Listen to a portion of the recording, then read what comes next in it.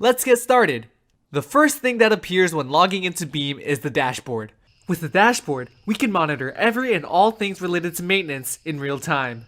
Tables, lists, cards, charts, and graphs of all information are hosted on the dashboard in the form of widgets. We could resize or rearrange these widgets to our liking. Also, by clicking Design, we pull up the Widget Gallery, which serves as a toolbox for widgets. Beam's dashboard is actionable and interactive. For example, we can click on our work order type and see our costs recalculate according to our specification. The same can be done when specifying companies or users.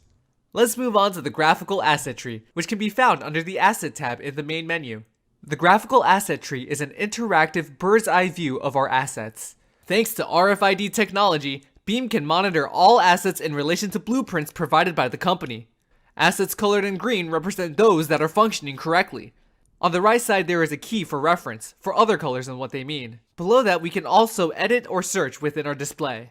By hovering the mouse over an asset, we show the general information about the asset, such as its name and status. Clicking on an asset will give the option to directly create work orders or open the full details of that particular asset.